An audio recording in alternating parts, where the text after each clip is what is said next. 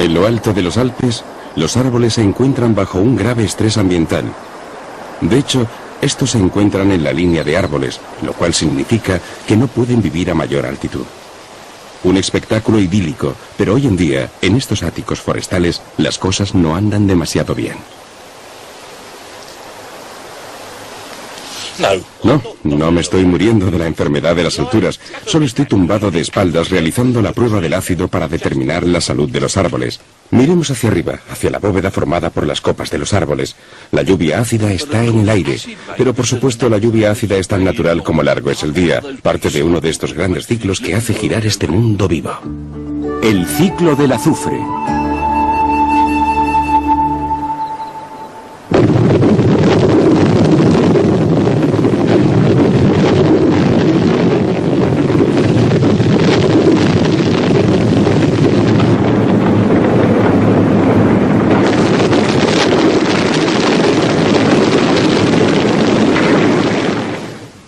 Nápoles, una ciudad construida al pie del Vesubio, uno de los volcanes en reposo más famosos del mundo. La ciudad ha sido construida encima, en y alrededor de los restos de otros 40 volcanes, cada uno de los cuales explotó en el pasado y al colapsarse formó las calderas, como su nombre indica, grandes calderas en cuyo interior todavía podemos saborear los elementos de la creación. Me encuentro en pleno centro de un laboratorio químico natural, y en este punto, no tan lejos de la superficie, bajo mis pies, se encuentra el magma, es decir, roca fundida. Si podéis imaginar rocas de verdad fundiéndose, esto es exactamente lo que se encuentra ahí abajo, una solución de todos los elementos químicos que conforman no tan solo este mundo, sino todo el conjunto del universo. Gracias a la gigantesca fisura a mis espaldas que debe penetrar muy profundamente en la Tierra, se llama Boca Grande, algunos de estos elementos afloran a la superficie. Supongo que lo más apropiado sería llamarlos gases del tubo de escape de la Tierra, procedentes de la actividad volcánica, mezclados con grandes volúmenes de agua, vapor y principalmente dióxido de carbono, dióxido de sulfuro, nitrógeno. De hecho, todos los elementos de los que tú y yo estamos formados, y esto es solo para empezar. Por todas partes a mi alrededor, otros minerales están cristalizándose en las rocas, incluyendo algunos bastante poco comunes y desagradables como el mercurio y el arsénico. Bonitas, ¿verdad? Pero el color predominante en esta zona es el amarillo, y esto es debido al azufre elemental. Podéis estar bien seguros de que la última vez que este volcán explotó para formar esta caldera gigante, debió cubrir una extensa área de Italia y más allá, con un polvillo amarillo, de manera que, aunque consideremos a los volcanes como entidades destructivas, también funcionan como gigantescos saleros de azufre, integrando este elemento esencial en los ciclos de la vida. La proteína es la esencia de la vida, y las que conforman nuestro cuerpo contienen minúsculas cantidades de azufre. En efecto, incluso nuestro pelo está hecho de una proteína llamada queratina.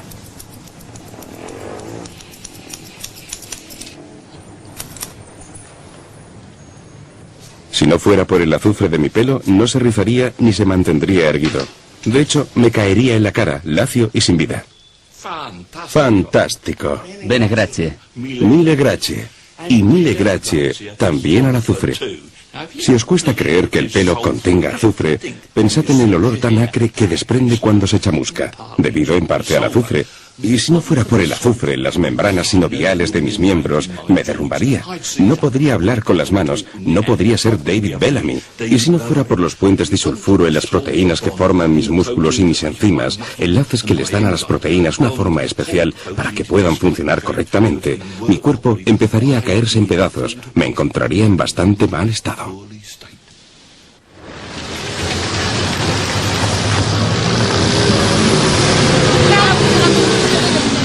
Así pues, como todos los demás seres vivientes, necesito un suministro constante de azufre, ni demasiado poco. Lo consigo con los alimentos que consumo, especialmente los más especiados y sabrosos como el ajo y la cebolla, de gusto acre y picante.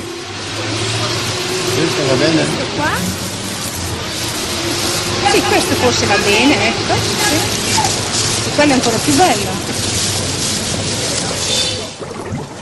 Desde los tiempos de los romanos, la gente ha acudido a Nápoles, no solo para cortarse el pelo o para degustar su sabrosa comida, sino para disfrutar del calor subtropical de la caldera y tomar sus aguas sulfurosas.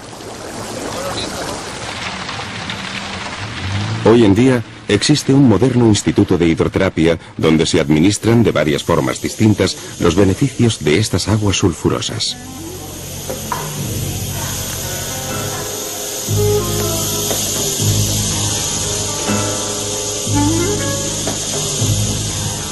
Sirven para tomar baños, pero también pueden inhalarse, respirarse o incluso esnifarse a través de un tubo de plástico.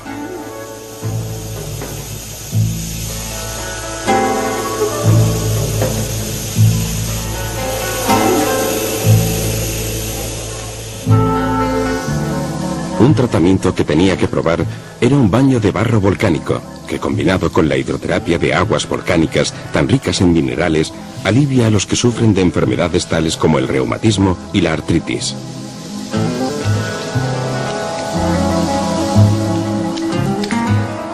Mientras me estaba dejando cuidar, pensé en aprovechar la oportunidad de seguir los caminos naturales de este elemento llamado azufre, de forma que solicité que me llevaran rodando hasta los baños romanos de vapor.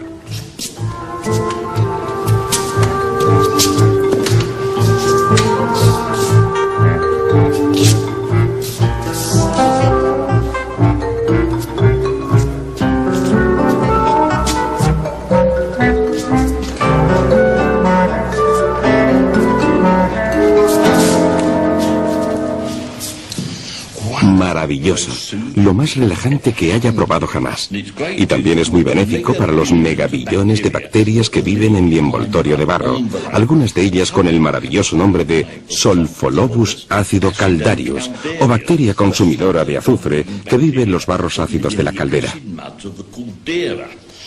Bueno, una temperatura de 80 grados es demasiado alta para mí, pero es absolutamente perfecta para las bacterias, puesto que ahora están convirtiendo el azufre elemental en dióxido de sulfuro, que por el hecho de ser un gas se eleva en la atmósfera, formando la lluvia ácida y, por supuesto, esparce el azufre en un gran radio alrededor de estos centros de actividad volcánica. Sí, ya estamos llegando a la temperatura de reacción. Está empezando a funcionar. Azufre, parte del aliento de la vida misma.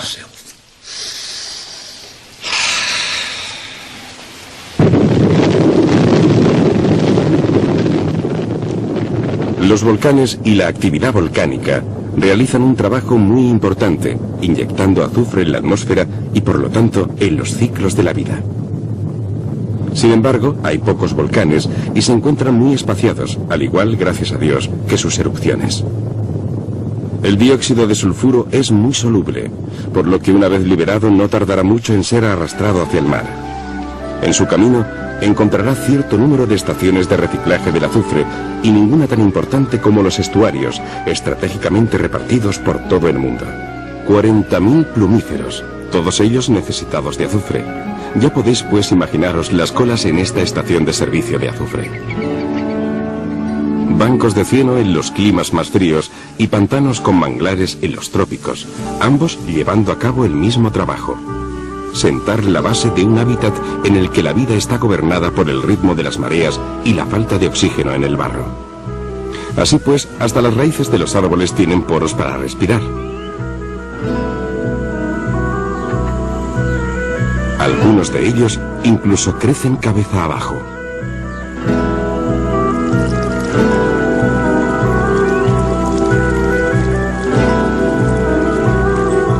Los cangrejos, que se alimentan de los ricos restos en el barro, pueden sobrevivir durante largos periodos hundidos en el fondo, pero deben salir a la superficie de vez en cuando para respirar aire fresco.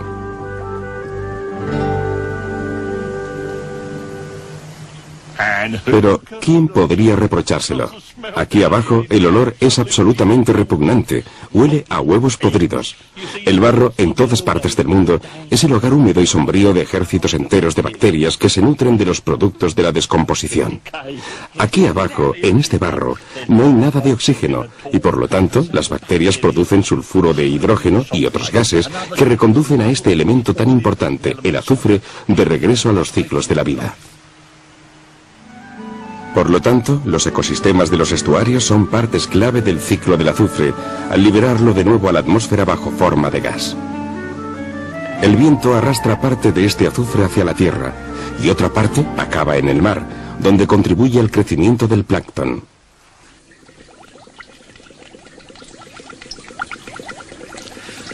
Esta redoma contiene una de las plantas más importantes del mundo, por lo menos en relación con el azufre y la lluvia ácida. Se llama Emiliania huxleyi y hay millones y millones de esta pequeña planta flotante. Como todos los seres que viven en el mar, esta planta también tiene un problema, ya que debe mantener el interior de sus células vivas en equilibrio con la sal del mar abierto. En efecto, si entra demasiada sal tendría toda clase de problemas, y para evitarlo, la Emiliania huxleyi almacena en su interior una sustancia muy compleja llamada propionato dimetilsulfúrico, casi el doble de larga que su nombre en latín. Es una especie de anticongelante, bueno, no anticongelante, sino un antisal, y mientras conserve suficiente cantidad de esta sustancia, toda la célula viva se mantiene en equilibrio. Pero cuando empieza a morir, el azufre que contiene se descompone para formar dimetilsulfuro, que es un gas, y sube en burbujas hacia la atmósfera. De ahí provienen en gran parte las lluvias ácidas del mundo. Es más, el azufre contribuye a fomentar la formación de gotitas de agua, gotitas ácidas en las nubes que caen bajo forma de lluvia ácida.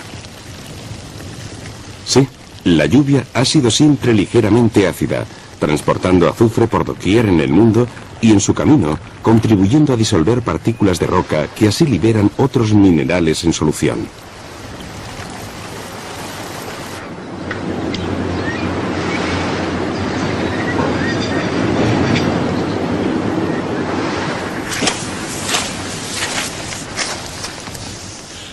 El ciclo del azufre da vueltas y más vueltas, y lleva este valioso elemento incluso hasta las montañas más altas para hacer crecer mis plantas de turbera favoritas. Donde me encuentro ahora, en una turbera, sobre una profunda capa de turba, puedo demostrar la presencia del azufre. Igual que en los manglares, a gran profundidad en la turba, o quizás no tan lejos, se encuentra una capa anaeróbica totalmente carente de oxígeno. Y ahí abajo hay bacterias que están produciendo un apestoso gas de sulfuro de hidrógeno. Anoche además hundí una pieza de la cubertería de plata de la familia en la turba, y al sacarlo vemos que la base se ha puesto negra por el sulfuro de plata. Pero, por supuesto, el azufre también está presente bajo otras formas en los alrededores, formas que corretean por ahí a cuatro patas. La S es el símbolo del azufre. El azufre pone el apresto en las moléculas de las proteínas, vinculándolas entre ellas de manera que después del hilado y el tejido puedan volver a su función originaria, es decir, proteger de las condiciones climáticas.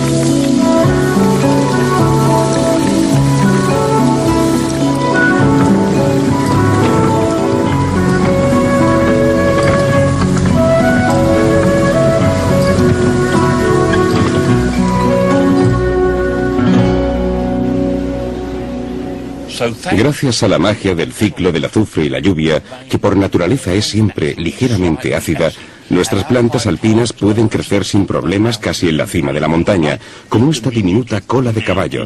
Aquí está, con sus articulaciones y los tallos, y el canal todo a lo largo. Y aquí está el azufre que ha absorbido durante toda su vida. Desgraciadamente, lo mismo sucede con sus antepasados gigantes, como esta cola de caballo fósil, que tiene unos 280 millones de años. Aquí están las articulaciones, solo que menos espaciadas, y aquí están las estriaciones laminadas. Aquí está el azufre que absorbió durante toda su vida.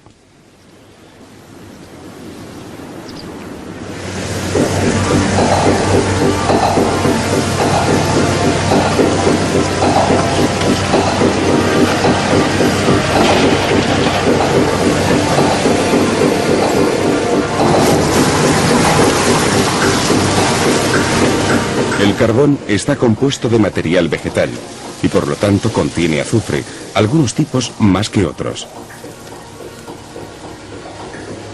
Cuando el carbón se quema, el azufre se libera como dióxido de sulfuro, SO2, soluble en el agua, y hace que la lluvia sea extremadamente ácida.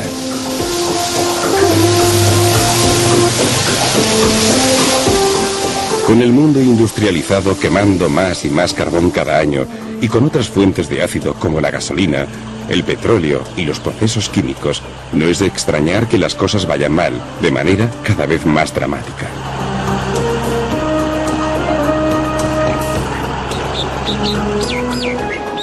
Árboles y bosques enteros han muerto y siguen muriendo en amplias zonas. A cientos de kilómetros de distancia de los grandes complejos industriales, en la dirección del viento, los lagos han perdido todos sus peces, porque con el aumento de ácido en el agua, los minerales tóxicos como el aluminio, el zinc y el plomo se disuelven rápidamente en ella.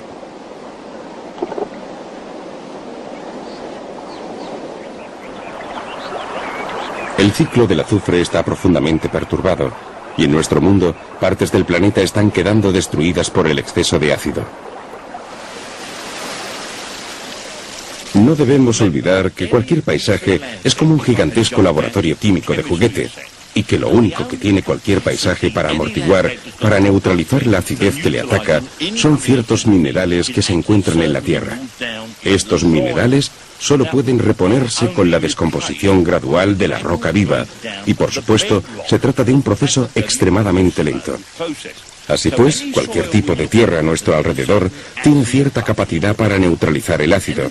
Pero si sucede cualquier cosa en la cuenca que aporte mayor cantidad de ácido que no pueda neutralizarse, entonces pasará a través de la tierra, llegará hasta los lagos y matará a todos los peces. El problema entonces es, ¿podrán algún día volver a funcionar normalmente estos lagos? En un intento para responder a esta pregunta, Loch Fleet, en la costa oeste de Escocia, fue seleccionado como objeto de investigación. Todos sus peces habían muerto de un exceso de ácido en 1970. En 1984 se empezó a estudiar la cuenca entera. El recuento de peces se realizó por medio de presas, y las muestras del agua fueron analizadas para descubrir el nivel de ácido y otros constituyentes químicos clave. En 1986 se añadió piedra caliza en polvo a la cuenca para neutralizar el ácido. La piedra que ha vertido nada de cal, burbujeando en su camino hacia uno de los lagos ácidos. Las señoras truchas nadan contracorriente y ponen miles de huevos, pero las crías no llegan a salir del cascarón. Bueno, quizás sí lleguen a romperlo, pero el bebé trucha se muere. De todas formas, no podrían jamás sobrevivir los 2 años que deberían quedarse en estas aguas ácidas antes de regresar al lago para repoblarlo. Pero justo a mis espaldas, en un par de sencillos cobertizos de madera, está la prueba positiva de que, en cuanto a la supervivencia de los peces, la adición de la cal en el agua es esencial. Los huevos de los peces se incuban en estos tanques, alimentados con agua del río tratada con cal para reducir el nivel de acidez, y todo marcha bien. Las señoras truchas nadan contracorriente y ponen miles de huevos, pero las crías no llegan a salir del cascarón. Bueno, quizás sí lleguen a romperlo, pero el bebé trucha se muere. De todas formas, no podrían jamás sobrevivir los 2 años que deberían quedarse en estas aguas ácidas antes de regresar al lago para repoblarlo. Pero justo a mis espaldas, en un par de sencillos cobertizos de madera, está la prueba positiva de que, en cuanto a la supervivencia de los peces, la adición de la cal en el agua es esencial. Los huevos de los peces se incuban en estos tanques, alimentados con agua del río tratada con cal para reducir el nivel de acidez, y todo marcha bien. Los alevines siguen entonces criándose hasta que están preparados para vivir en los lagos rehabilitados de los alrededores. Así, más peces que toleran el ácido pueden ahora exportarse para contribuir a solucionar el problema en otros lugares. La lluvia muy ácida no conoce fronteras y afecta toda clase de formas de vida. Incluso está erosionando algunos de los edificios más famosos del mundo y convirtiendo sus fachadas en poco más que piedra desmenuzada.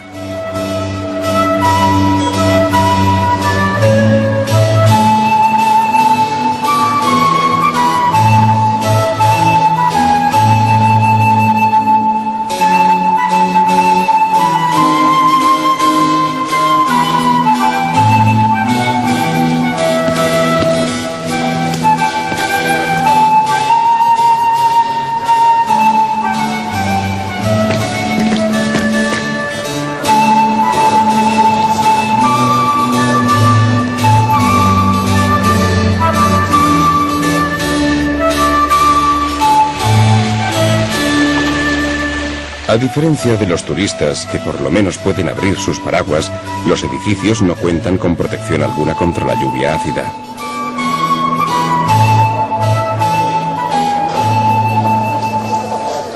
Puedo incluso demostraros cómo funciona. Un bloque de mármol de Istria, el tipo de material con el que están recubiertos muchos de estos bellos edificios. Pues bien, el mármol está compuesto principalmente de carbonato de calcio. Y aquí tengo un frasco de lluvia ácida, muy ácida, de hecho, ácido sulfúrico en persona. Observad, allá va. Y como podéis ver, inmediatamente todo se pone a bullir. Estas burbujas son el dióxido de carbono que se eleva hacia la atmósfera. Y mirad, la superficie de la piedra empieza a desmenuzarse. Se está convirtiendo en yeso, sulfato de calcio, que es soluble al agua. Así pues, la próxima vez que caiga la lluvia, se llevará con ella la fachada del edificio.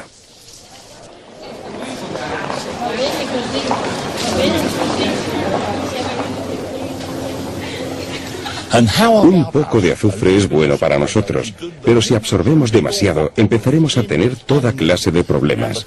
La corrosión de esta cara tan agria es debida a la acidez excesiva de la atmósfera. No olvidéis que es la atmósfera que estamos respirando constantemente.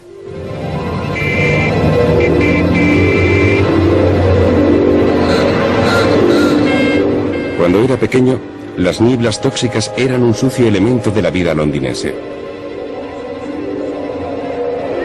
Tanto que durante un fin de semana en 1952, 4.000 personas murieron a causa de sus efectos. Las mascarillas solo intentaban curar la dolencia una vez ya provocada.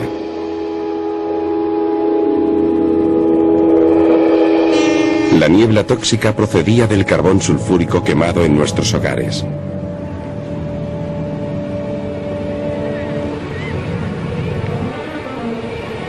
Los humos de las fábricas. Los humos de las locomotoras.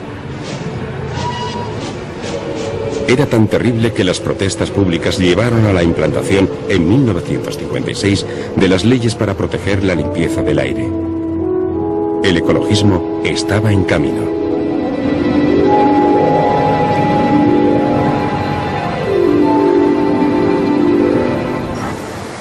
Volvamos otra vez donde estábamos al principio, en la caldera del centro de Nápoles, donde siempre hay un exceso de dióxido de sulfuro.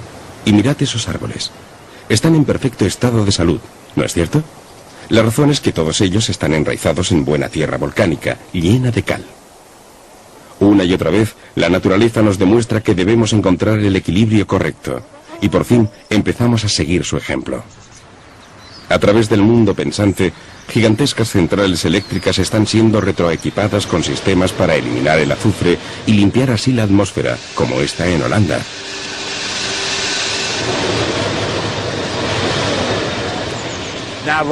Recordemos lo que hice en Venecia. Añadí ácido a la piedra caliza, que entró en efervescencia, produciendo dióxido de carbono que disolvió la piedra caliza. Pues bien, a mis espaldas se encuentra esta torre gigantesca. Esto es exactamente lo que está ocurriendo en ella, pero al revés. Todos estos gases que contienen en potencia esta lluvia superácida suben por la torre y se encuentran con polvo húmedo de piedra caliza que ha sido lanzado desde lo alto, y al encontrarse se produce una reacción que neutraliza la acidez. Cuesta una tremenda cantidad de dinero, pero es un esfuerzo que vale la pena.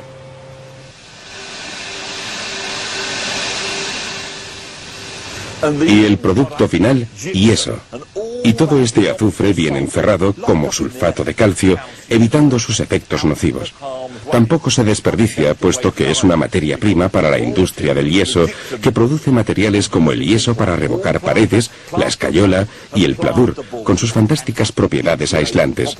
Y todo esto gracias a un material de desecho que se elevaba en el aire y producía todos los problemas de la lluvia superácida. Pero queda por resolver un problema importante. La neutralización de la acidez produce más dióxido de carbono que sube para sumarse al efecto invernadero de la Tierra. Por lo tanto, todos tenemos que contribuir para ayudar a combatir el problema. Bueno, ¿quién quiere rellenarlo? Plantar árboles, los árboles adecuados en los lugares correctos, puede ser una forma de contribuir, ya que absorben dióxido de carbono, por lo menos durante su etapa de crecimiento. Muy bien. Ahora, ¿quién tiene unas buenas botas para pisar la tierra? Con cuidado, no pises el árbol. Muy bien, vamos a por el siguiente hoyo. Muy divertido y muy beneficioso de muchas formas distintas, pero la única manera de resolver verdaderamente estos problemas es quemar menos combustible. La mayoría de las casas que habitamos son catástrofes medioambientales, arrojando energía en lugar de mantenerla dentro. ¿No sería ya la hora de llevar a cabo una mejoría real para que nuestras casas y nuestras vidas fueran más eficaces en cuanto al gasto energético? Además, podemos encontrar todo lo que necesitamos en la tienda de bricolaje del barrio.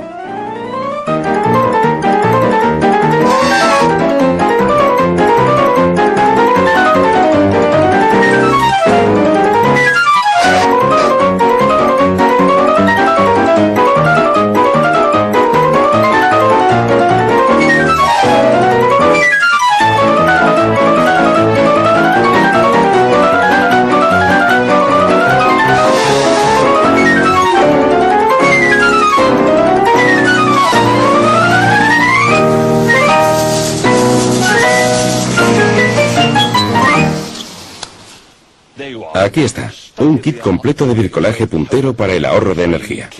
Mi casa estaba en un nivel de 3,5 en la escala de ahorro energético en el hogar.